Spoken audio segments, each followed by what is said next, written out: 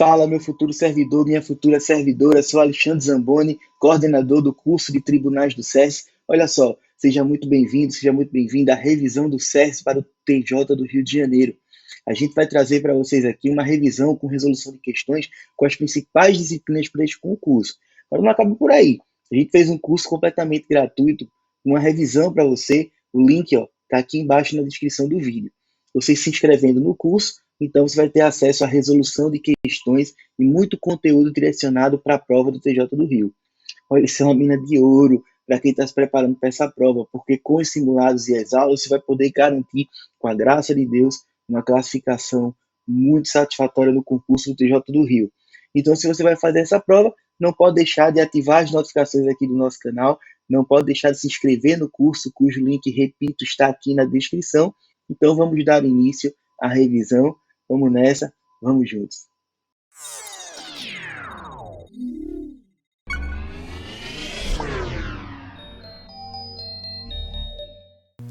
Olá, meus amigos, eu sou o professor Rodrigo da Cunha Lima Freire, sou mestre e doutor em processo civil pela PUC de São Paulo, sou professor do SERS, sou professor da FMU, sou professor do Mackenzie em São Paulo, tenho algumas obras publicadas, uma delas, o CPC para concurso. Eu e Maurício Cunha, nós somos os autores desse CPC para concurso pela editora Juspodium, tá?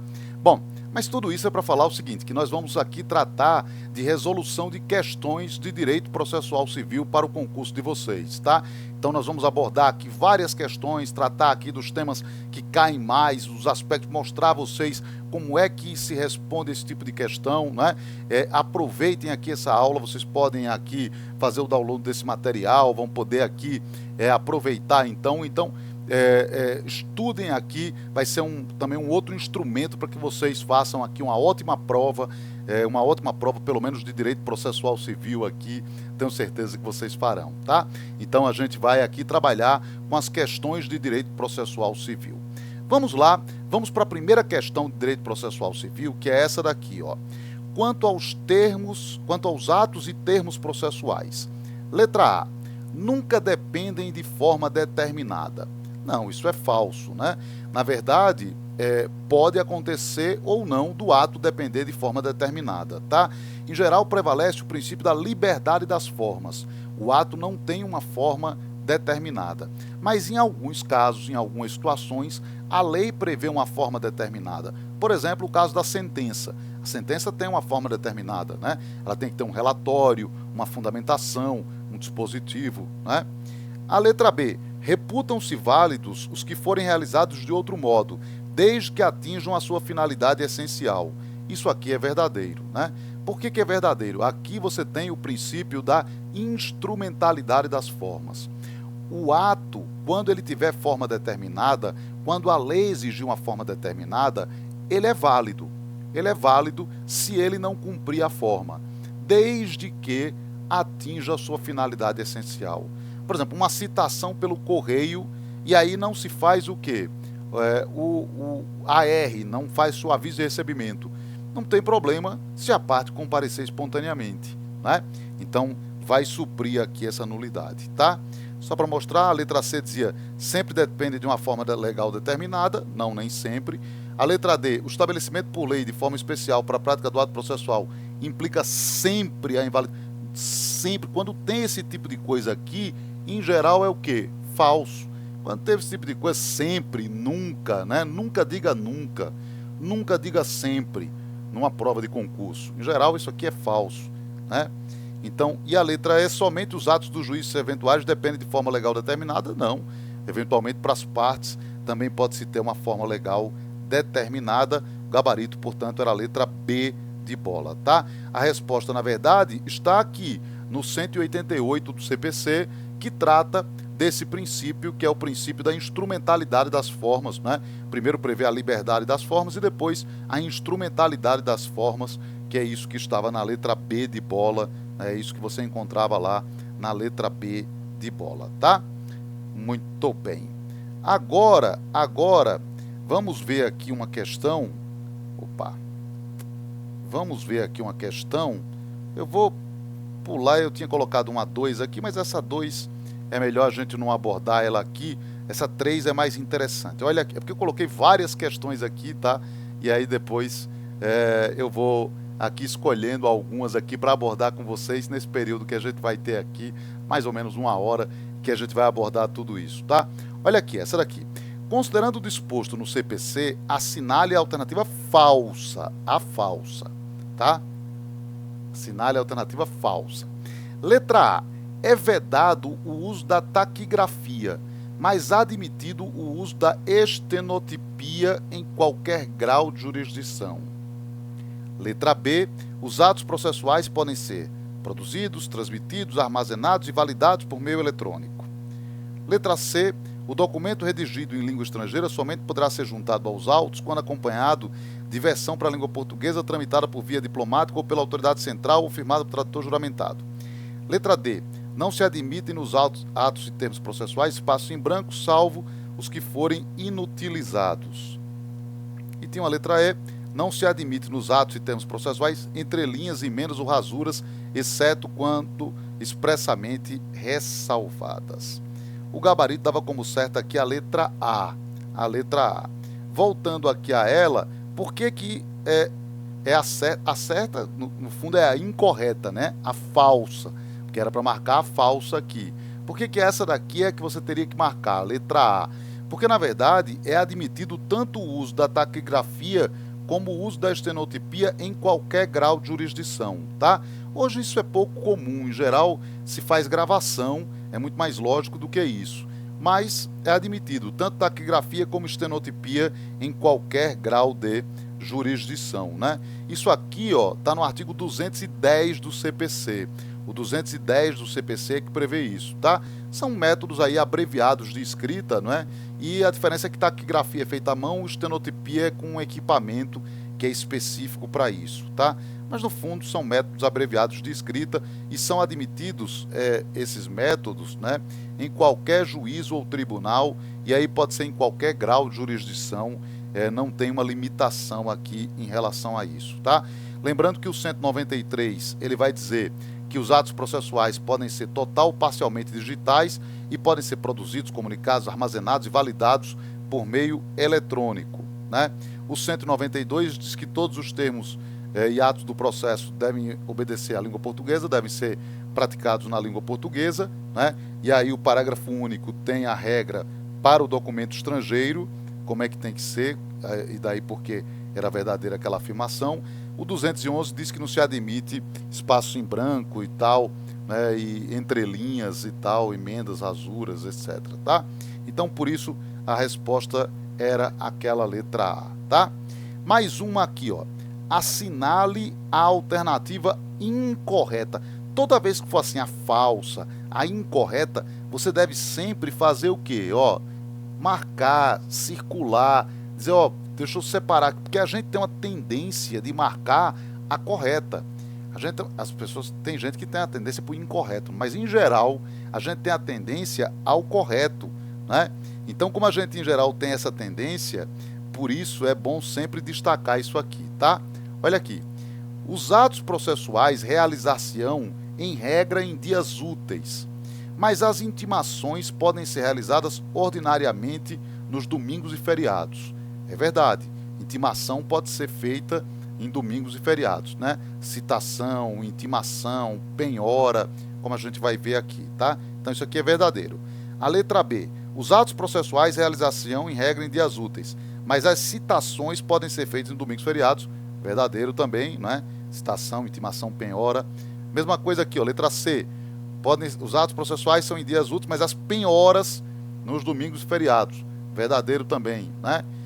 Letra D. A prática eletrônica de ato processual pode ocorrer em qualquer horário até as 24 horas do último dia do prazo. Verdadeiro também, né?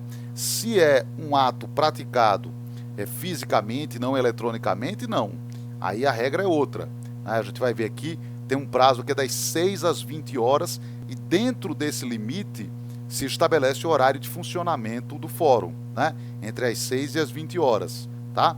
E aí dentro desse horário de funcionamento do fórum se pratica o ato.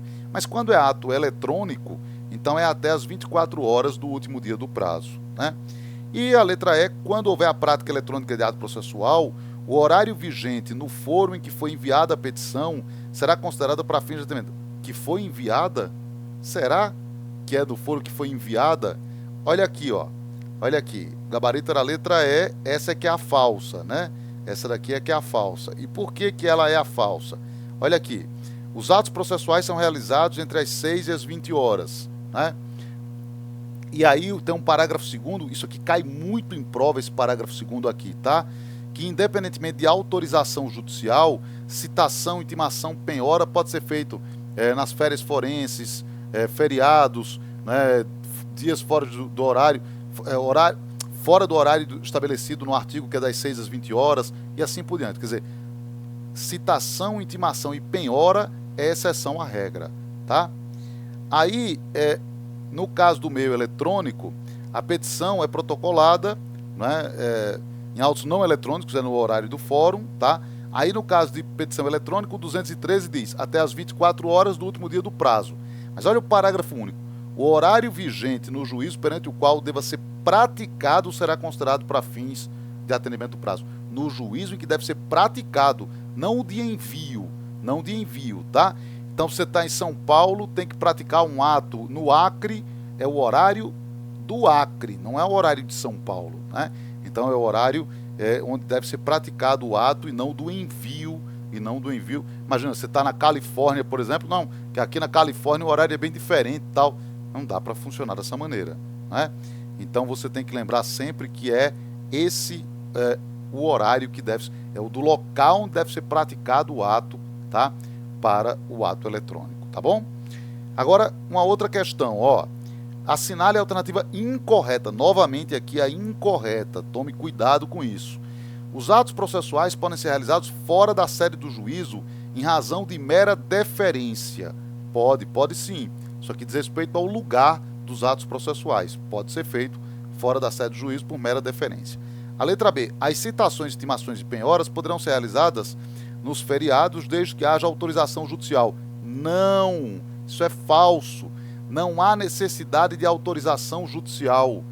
Então a incorreta era essa daqui, a letra B. Não há necessidade de autorização judicial, tá? Os outros aqui, ó, os atos processuais produzem imediatamente efeitos processuais, atos das partes, sim. Em geral eles não dependem de homologação, né? Quando o ato tiver de ser praticado por petição em autos não eletrônicos, ele é protocolado no horário de funcionamento do fórum, sim, entre as 6 e as 20 horas. Mas dentro desse limite, é no horário de funcionamento do fórum, né? Não pode ser antes das 6, nem depois das 20, tá?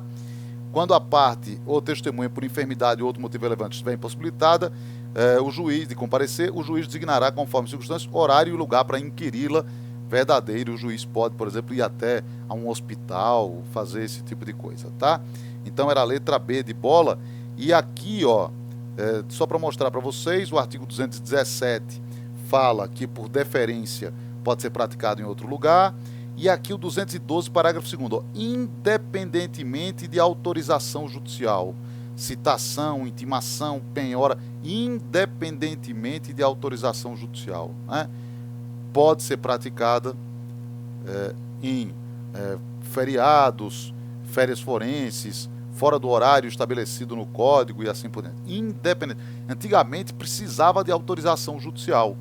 Então, antigamente precisava, era importante ter autorização judicial. Hoje não, hoje é independente disso, tá? O artigo 200 diz que os atos das partes produzem efeitos de imediato, só vai haver homologação judicial quando a lei exigir, né? Quando for o caso de exigência legal. Mas, em geral, produzem efeitos de imediato, tá?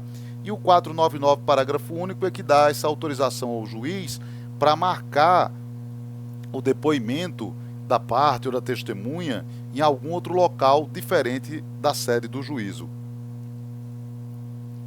Então é uma exceção aqui à regra de que os atos são praticados na sede do juízo, né? Muito bem, maravilha. Agora vamos falar aqui dos pronunciamentos do juiz, né? Os pronunciamentos do juiz, uma questão sobre isso. Quais são os pronunciamentos do juiz? Despacho, decisão interlocutória, sentença, né? E no caso dos tribunais, nós temos as decisões monocráticas e os acórdãos. As decisões monocráticas e os acórdãos, tá? Então, olha aqui. Ressalvadas as disposições expressas nos procedimentos especiais, Sentença é o pronunciamento por meio do... só mais uma coisa. É incorreto dizer, incorreto. Sempre circule isso, sempre marque quando for o incorreto, tá? Ressalvadas as disposições expressas nos procedimentos especiais, sentença é o pronunciamento por meio do qual o juiz, com fundamento no 485 e 487, põe fim à fase cognitiva do procedimento comum, bem como extingue a execução. Verdade isso, né? Esse é o conceito de sentença do Código, tá? Então esse é o conceito de sentença. Toda sentença é um ato pelo qual o juiz, com fundamento no 485 ou no 487, ou seja, a sentença tem um conteúdo pré-determinado em lei. Sentença é o que está no 485 ou no 487 do CPC. Né? Põe fim à fase de conhecimento ou extingue a execução. Né? Então, quando o juiz diz assim, ilegitimidade para a causa, está no 485. Prescrição, está no 487. Né? E assim por diante. Julgamento do pedido improcedente, está no 487. Né? Então, isso é sentença. Tá? Letra B. A decisão interlocutória é todo pronunciamento judicial de natureza decisória que não se enquadra no conceito de sentença. Exatamente. Então, as decisões do juiz que não se encaixam nesse conceito de sentença são chamadas de decisões interlocutórias. São atos que resolvem questões incidentes no curso do processo. Por exemplo, a decisão de uma tutela antecipada, o indeferimento de uma prova, né? O indeferimento do ingresso do assistente simples e assim por diante, tá? Letra C. Despachos são todos os demais pronunciamentos do juiz praticados no processo, de ofício ou a requerimento da parte, que não se enquadram no conceito de sentença nem de decisão interlocutória. Verdadeiro, né? Então, todos os demais atos do juiz, pronunciamentos do juiz, que não são sentença nem decisão interlocutória, por exclusão, são despachos, né? Despacho é aquele ato que ele serve apenas para dar andamento ao processo, né? Ele não possui um caráter decisório, tá? Então, por exemplo, quando o juiz diz assim, manifeste-se o autor sobre a petição de folhas, as partes especifiquem as provas que pretendem produzir e assim por diante, né? Muito bem. Letra D, os despachos podem possuir natureza decisória ou não, isso é falso. Isso aqui é falso. Despacho não tem isso, né? O despacho não tem natureza decisória, tá? Às vezes a gente chama de despacho aquilo que não é despacho. A gente diz assim, eu pedi uma tutela antecipada, fui lá conversar com o juiz para ele, todo mundo diz despachar, despachar coisa nenhuma. Foi lá conversar com ele para ele decidir, né? Mas não é porque você põe a galinha no chiqueiro que ela vira um porco. Então, na verdade, despacho não tem conteúdo decisório, tá? A letra E, os atos meramente ordinatórios, como a vista e a juntada, independem de despacho, devendo ser praticados pelo servidor e revistos pelo juiz quando necessário. Verdadeiro isso aqui também, tá? São aqueles atos que vão independer de despacho, que o serventuário pode praticar e o juiz, se for o caso, vai poder revisar. Era a letra D, né? Letra D de dado aqui a resposta, tá? Os pronunciamentos do juiz estão aqui no 203, tá? O parágrafo 1º vai dar o conceito de sentença, o parágrafo 2º, o conceito de decisão interlocutória, o parágrafo 3º de despacho e os atos meramente ordinatórios estão aqui no parágrafo 4º, estão previstos aqui no parágrafo 4º, tá? Muito bem, agora vamos ver uma questão sobre prazos processuais, tá? Vamos lá, ó. A respeito dos prazos, é correto dizer que, letra A, salvo disposição em contrário, os prazos serão contados, incluindo o dia do começo e excluindo o dia do vencimento. Isso aqui é uma baita sacanagem. Porque você está no meio de uma prova, várias alternativas, tal, você com aquilo tudo, aí o cara põe isso. Na verdade, é o contrário, né? Os prazos são contados, os prazos processuais são contados, excluindo o dia do começo e incluindo o dia do vencimento, tá? Então, eles são contados excluindo o dia do começo e incluindo o dia do vencimento. Então, por exemplo, quando o código diz assim, o termo inicial é a juntada do AR aos autos. Você tem que entender que a contagem do prazo se dá como? Excluindo esse dia. Então, começa mesmo no primeiro dia útil seguinte, a juntada do AR aos autos, tá? Quando o código diz assim, o termo inicial é a data da audiência de conciliação. Muito bem, mas exclui-se o dia do começo. Então, o prazo realmente vai ter início a partir do primeiro dia útil seguinte, a data da audiência. Exclui-se o dia do começo e inclui-se o dia do vencimento, tá? Outra, na contagem de prazos em meses estabelecido pela lei ou pelo juiz, computar-se-ão somente os dias úteis. Falso. É na contagem de prazos em dias. Prazos processuais fixados em dias são contados em dias úteis. Olha que sacanagem. Se o juiz disser um mês são dias corridos. Se ele disser 30 dias, são dias úteis. Um mês são dias corridos. 30 dias são dias úteis. Por quê? Porque o artigo fala na contagem de prazos em dias, fixados em dias. Então, somente os prazos fixados em dias é que podem ser contados em dias úteis.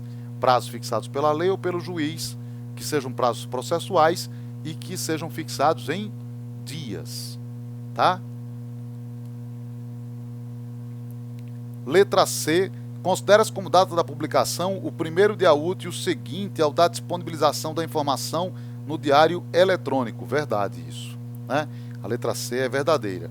Quando você tem publicação em diário eletrônico, você tem a data da disponibilização da informação. Por exemplo, a segunda-feira. Aí, o primeiro dia útil seguinte é a data da publicação. Por exemplo, a terça. E o primeiro dia útil seguinte, o início do prazo. Início do prazo. A quarta. Tá? Então, é assim que se faz. Letra D, os prazos materiais e processuais são contados em dias úteis. Falso. Só os prazos processuais. Prazos materiais não são contados em dias úteis. Letra E, será considerado intempestivo o ato praticado antes do termo inicial do prazo? Não. Qualquer ato praticado antes do termo inicial é tempestivo. Tempestivo, tá? Então, o ato praticado antes do termo inicial é tempestivo. Porque ele não pode ser praticado após o término do prazo. Mas se for antes, não tem problema, tá? Se for antes, é tempestivo. Ó, onde é que está tudo isso aí? Aqui, ó, vamos lá, 224. Os prazos são contados como? Excluindo o dia do começo e incluindo o dia do vencimento. Outra, no caso de diário eletrônico, considera-se como data da publicação o primeiro dia útil seguinte à data da disponibilização da informação. E a contagem do prazo terá início no primeiro dia útil seguinte à publicação. Tá? Outra aqui, o 219, é aquele artigo que diz que os prazos em dias estabelecidos pela lei ou pelo juiz são contados em dias úteis, desde que sejam prazos processuais, tá? Então tem que ser fixado pelo juiz ou pela lei, tem que ser fixado em dias e tem que ser um prazo processual, não pode ser um prazo material para poder você computar em dias úteis, tá? O 218, parágrafo 4º, diz que será considerado tempestivo o ato praticado antes do termo inicial do prazo, né? Então, aí é tempestivo, tá? Muito bem, maravilha. Aqui ainda é atos processuais, mas eu acho que é legal mostrar essa. Os atos processuais são atos da parte do juiz, do auxiliar de justiça, e eles são assinalados no prazo para cumprimento, nesse caso, assinala a alternativa correta. Vamos lá. Letra A. Não havendo preceito legal, nem assinação pelo juiz, será de 5 dias o prazo para a prática do ato processual a cargo da parte.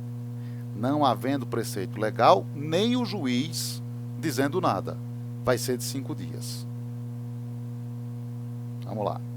Letra B. Os atos processuais realizar-se-ão nos prazos prescritos em lei. Quando esta for omissa, o juiz determinará que os prazos se cumpram em 5 dias. É assim. Suspende-se o curso do prazo processual nos dias compreendidos entre 20 de dezembro e 20 de janeiro, inclusive. Durante a suspensão serão realizadas audiências e sessões de julgamento. Letra D. Os litisconsortes com procuradores diferentes possuem prazo em dobro para todas as manifestações nos processos em autos eletrônicos ou físicos. Nos eletrônicos eles têm esse prazo dobrado. Letra E. Incumbirá o serventuário remeter os autos conclusos no prazo de 48 horas da data em que tiver ciência. Será que é esse prazo mesmo? Ó, correto era a letra A. E por que era a letra A? Vamos lá. Porque funciona assim com prazo geral. Se a lei não disser nada, se o juiz não disser nada, é de 5 dias o prazo. A não ser que seja para comparecimento em juízo, né? Agora, se não for, aí é de 5 dias. A lei não diz nada, o juiz não diz nada, 5 dias de prazo, tá? Essa B aqui é errada, porque ela diz assim, quando a lei for omissa, o juiz tem que dar 5 dias. Não, o juiz não tem que dar 5 dias. Se a lei for omissa, o juiz pode dar o prazo que ele quiser. Ele pode dar 5 dias, 7 dias, 8 dias, 9 dias, o prazo que ele quiser. Certo? Agora, se ele não disser nada, aí é de 5 dias. Né? Aqui, durante esse período de 20 de dezembro a 20 de janeiro, não serão realizadas audiências e sessões. Né? Aqui também, ó, litisconsortes com procuradores diferentes possui prazo em dobro. Em autos físicos ou eletrônicos? Não. Nos autos eletrônicos, não. Só em autos físicos. Então, em autos eletrônicos, não. Somente em autos físicos. Né? E a última é a seguinte, ó. É essa daqui do serventuário. A do serventuário, ela tá aqui a resposta, tá? Então, o serventuário, ele tem que remeter os autos conclusos em 1 dia e executar os atos processuais em 5 dias. Tá? Então, por isso é que ela é falsa também, tá? As respostas aqui você vai encontrar para isso no 218 do CPC, no 220, que fala daqui que não se realizam sessões e audiências, né? No 229, que fala do prazo dobrado no caso de litisconsortes com procuradores diferentes, né?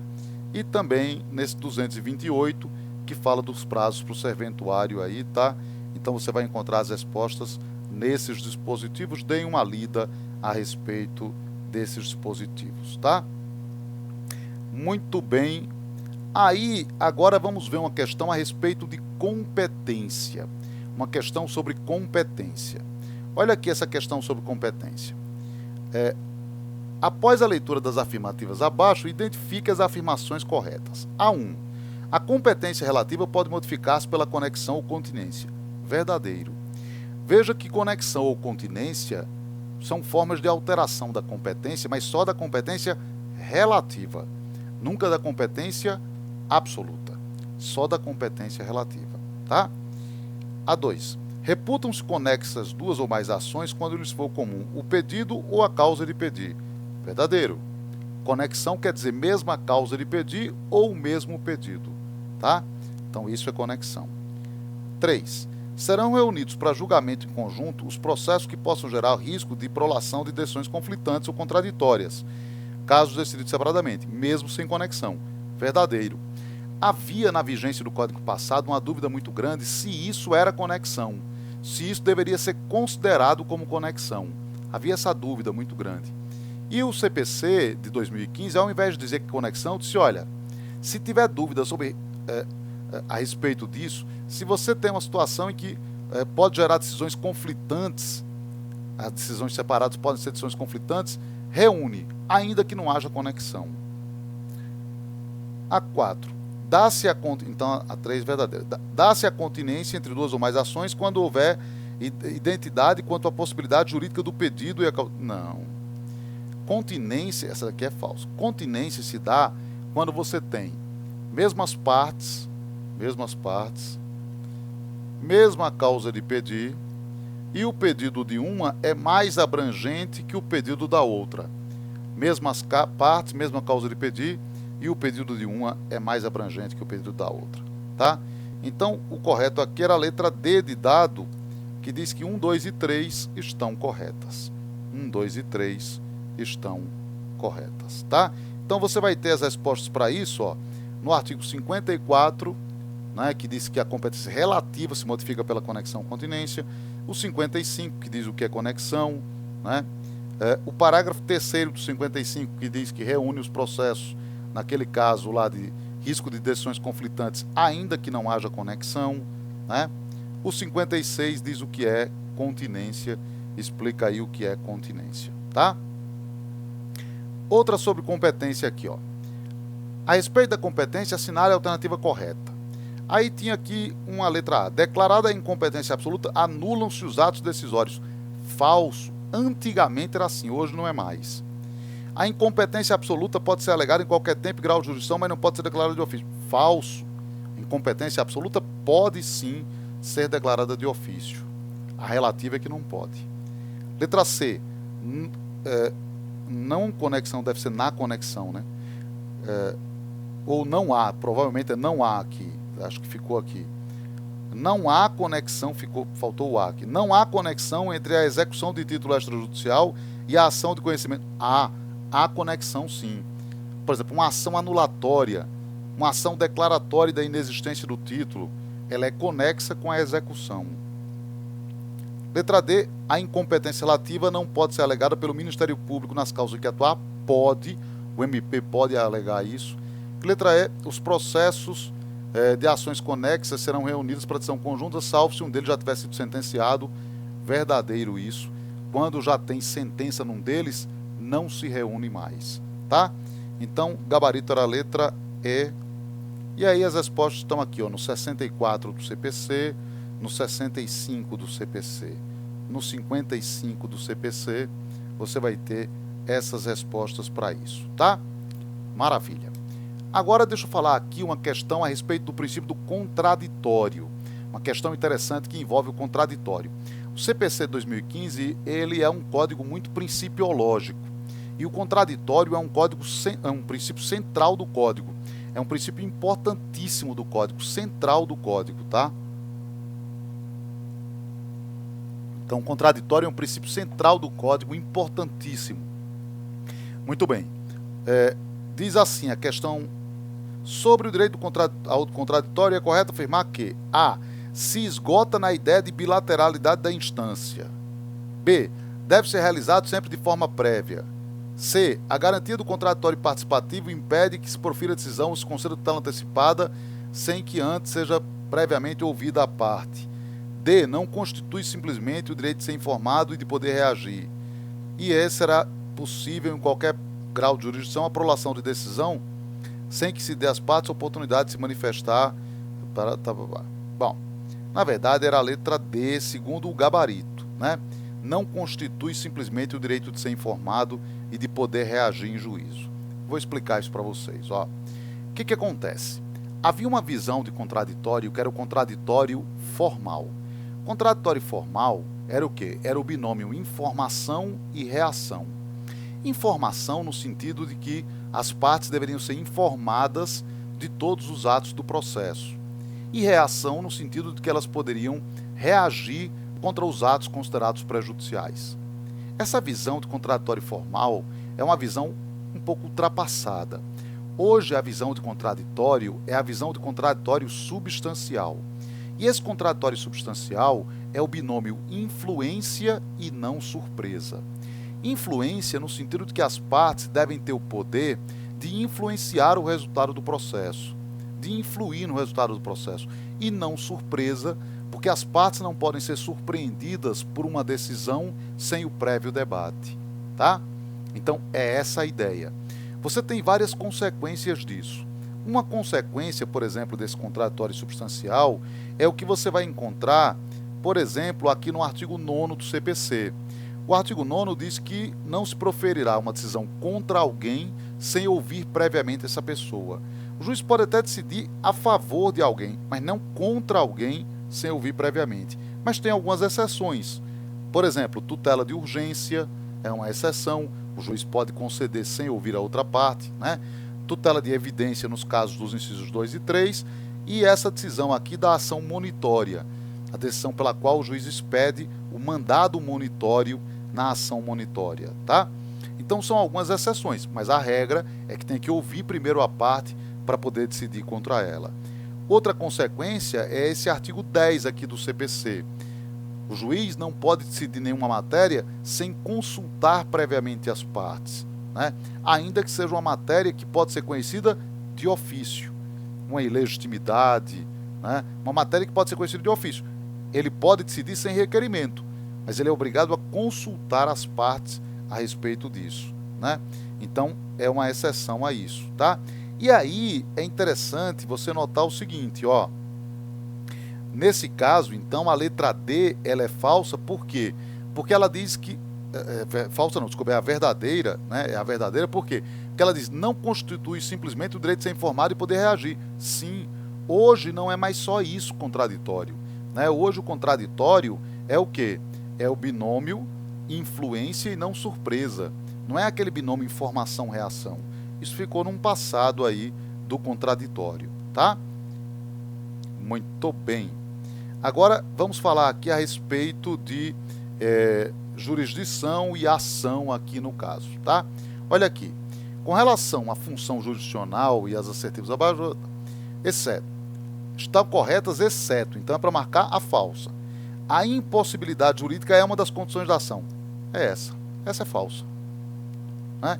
Hoje nós não temos mais essa figura aqui, a possibilidade jurídica do pedido como condição da ação. A impossibilidade é essa que não é mesmo, mas a possibilidade jurídica não é condição da ação, tá? As condições da ação seriam a legitimidade e o interesse.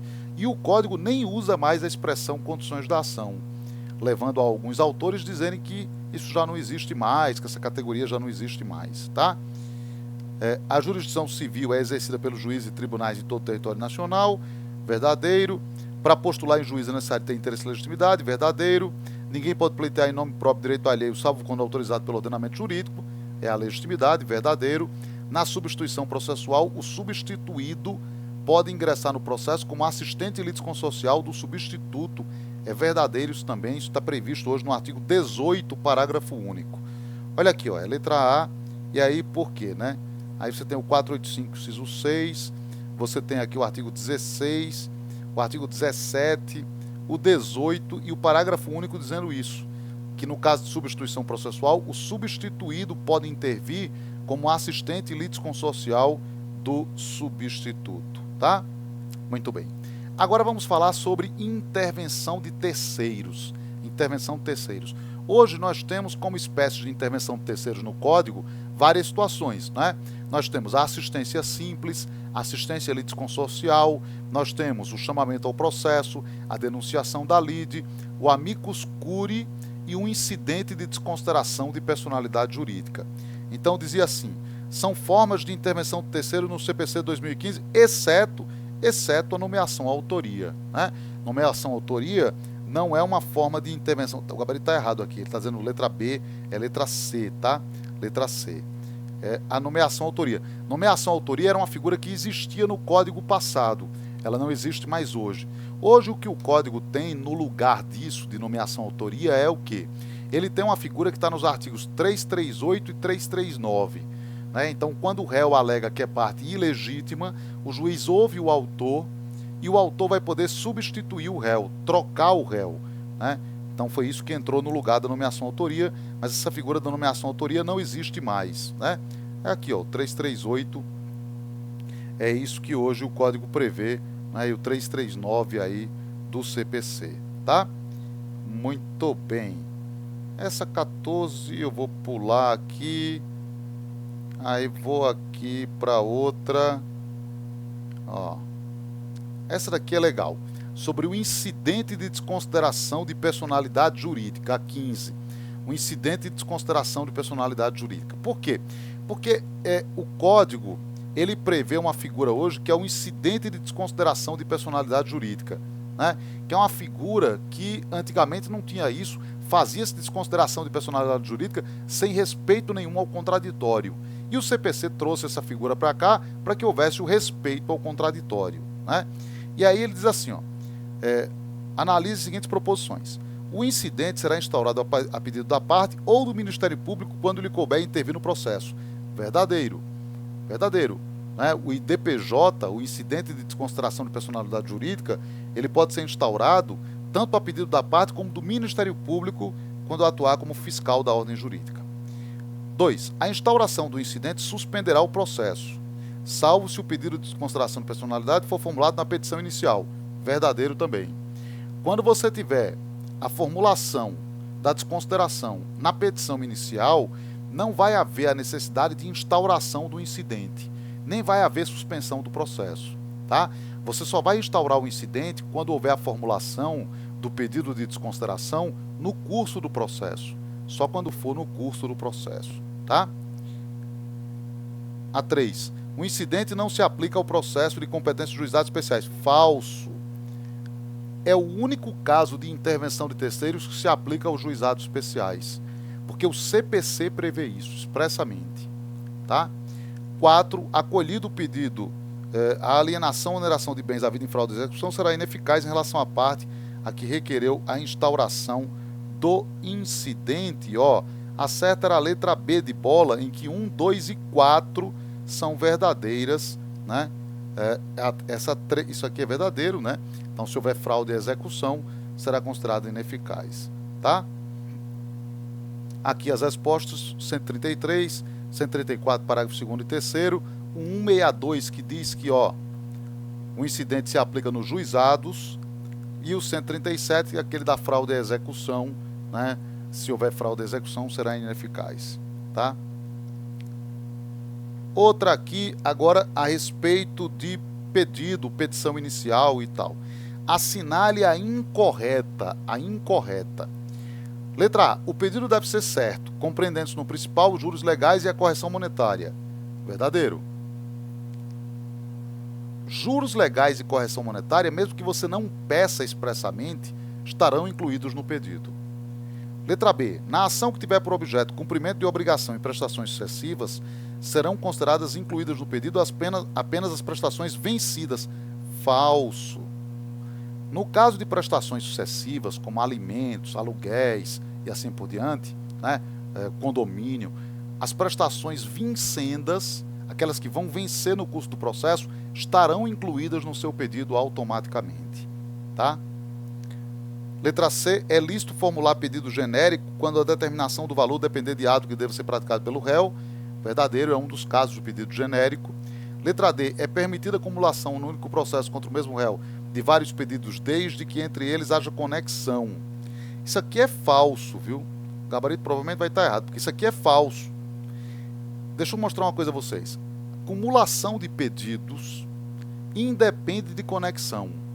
Independe de conexão. A não ser nos juizados. Olha aqui, isso aqui é um jump of the cat, um pulo do gato. Acumulação de pedidos independe de conexão. A não ser nos juizados. Nos juizados depende de conexão. No sistema do CPC não depende de conexão, tá? A letra E. É vedado ao juiz proferir decisão de natureza diversa da pedida, bem como condenar a parte em quantidade diversa ou objeto diverso. Verdadeiro isso, tá? É o chamado princípio da congruência. Princípio da congruência. O gabarito dava a letra D de dado, que de fato é falsa. De fato é falsa. Mas essa daqui também é falsa. Essa daqui também é falsa. A B também era falsa, tá? Então a B também era falsa. Se fosse na prova, você poderia anular isso aqui.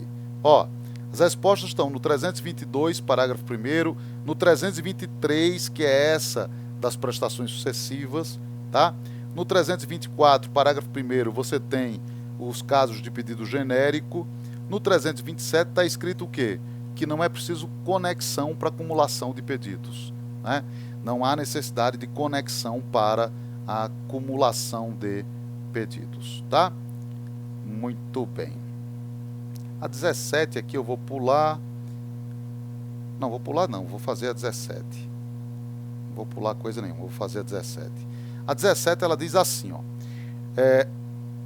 O autor não pode requerer ao juiz. Cadê? Aqui, agora sim. O autor não pode requerer ao juiz que acolha um pedido posterior na hipótese de não acolher um pedido anterior. É falso isso, ele pode sim, tá? Isso aqui se chama pedido subsidiário. Pedido subsidiário, tá? Também conhecido como cumulação subsidiária de pedidos, cumulação eventual de pedidos. Você requer ao juiz que acolha um pedido posterior na hipótese de não acolher um pedido anterior. Acolha um pedido posterior na hipótese de não acolher um pedido anterior. Por exemplo, você diz assim: juiz, eu quero anulação do casamento, Mas se entender que eu não tenho direito a isso, eu quero o divórcio.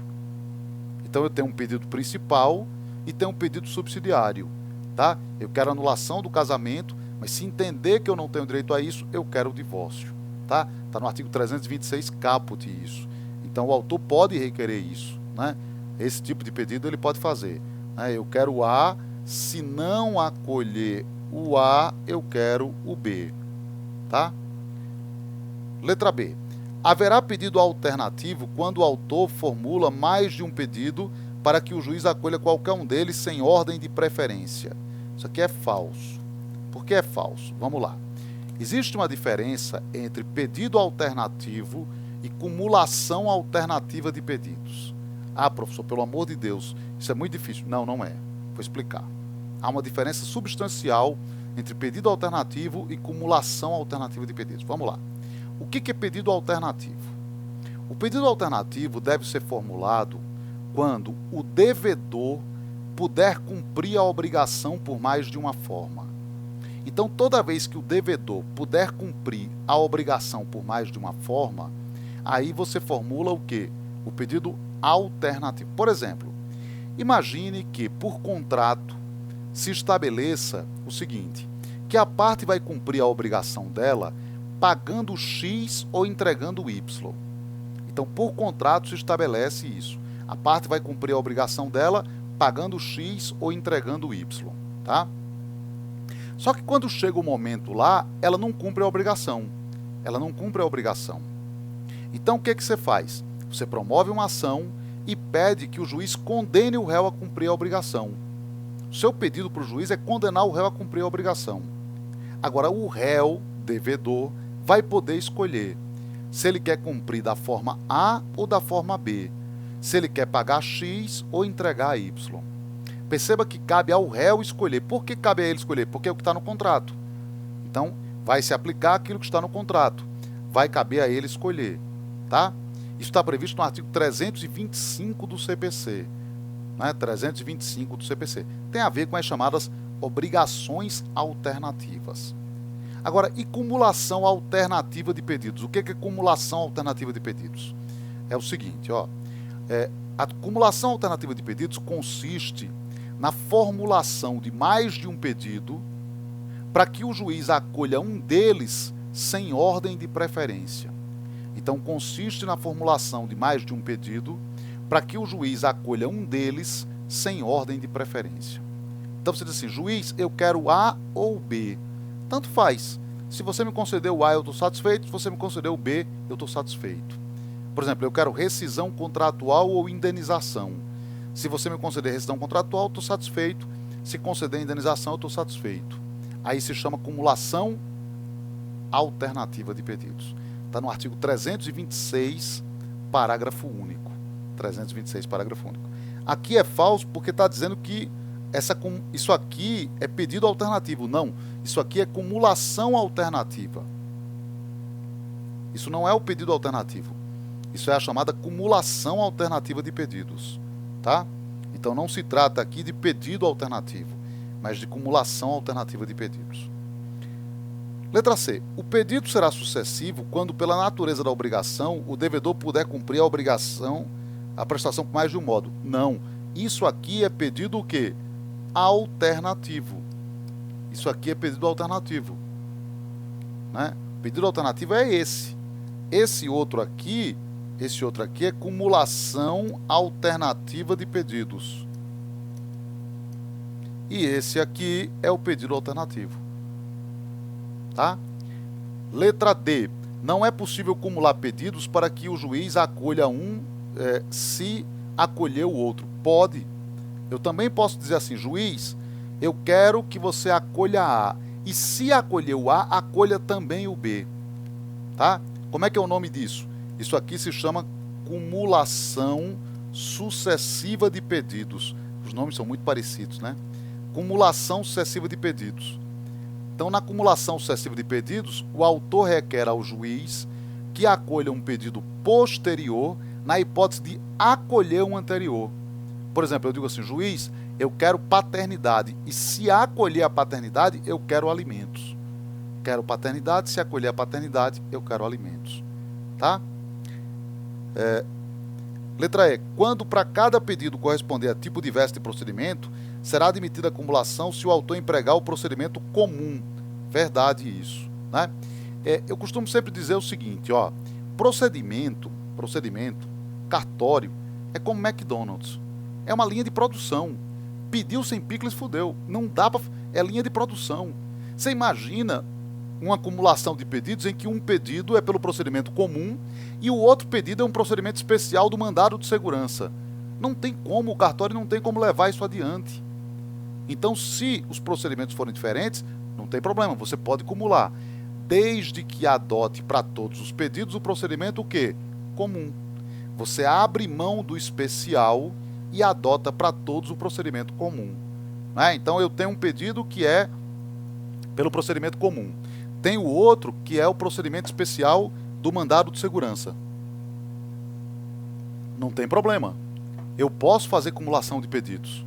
Agora eu abro mão do procedimento especial do mandado de segurança e faço os dois pedidos pelo procedimento comum. Ou então eu promovo duas ações. Né? Ó aqui, ó. Então o gabarito ele dava como letra E, que é verdadeira, né? Agora olha aqui. Onde é que está isso? Esse aqui eu não coloquei os artigos, mas tudo bem, não tem problema. Isso está no 327, é o 327, parágrafo 2º. O 327, parágrafo 2º é que prevê isso, tá? O 327, parágrafo 2º é que prevê essa situação, que prevê quando você tiver essa situação em que há pedidos com procedimentos diferentes, você abre mão do procedimento especial e cumula todos pelo procedimento comum. Então você pode fazer isso, tá? Deixa eu fazer alguns comentários finais aqui com vocês. Ó, atenção ao seguinte, primeira coisa, está provado que muita gente erra a questão porque não leu o enunciado inteiro. Eu mesmo fiz isso aqui. Eu estou lendo o começo da... tá bom, já passo a responder. Não. Leia o enunciado inteiro. Não pule e já vá direto, não. Leia ele inteiro. Está provado que muita gente não acerta por isso. Primeira dica. Segunda dica. Sempre, nunca. Em geral é falsa. Em geral é falso. Você já vai eliminando aí, porque em geral é falso esse tipo de coisa. Né? Ainda mais em processo civil. Processo civil tem muita exceção. Então sempre, nunca, não sei o que, em processo civil, isso não rola. Então isso é falso. Né? Outra dica aqui importante para você. Ó, fique atento a temas como atos processuais, comunicação. Eu não coloquei nenhuma questão hoje sobre isso, mas comunicação dos atos, citação, intimação, comunicação dos atos. Fique atento a temas como intervenção de terceiros. Hoje, essa questão principiológica do Código, então o contraditório, o artigo 9º, o artigo 10. Fique atento a temas como, por exemplo, tutela provisória. Certo? Então, tem muito tema que você tem que ficar atento. Muito tema. Improcedência liminar, artigo 332 do CPC, atentos a isso. Então, muitos temas que eu acho que você tem que estar atento, estar ligado nisso. Você vai passar, eu não tenho dúvida disso, né? Mas é só ficar assim atento a essas coisas, tá? É isso, meus queridos amigos. Grande abraço, tudo de bom, sucesso, uma ótima prova e até uma próxima.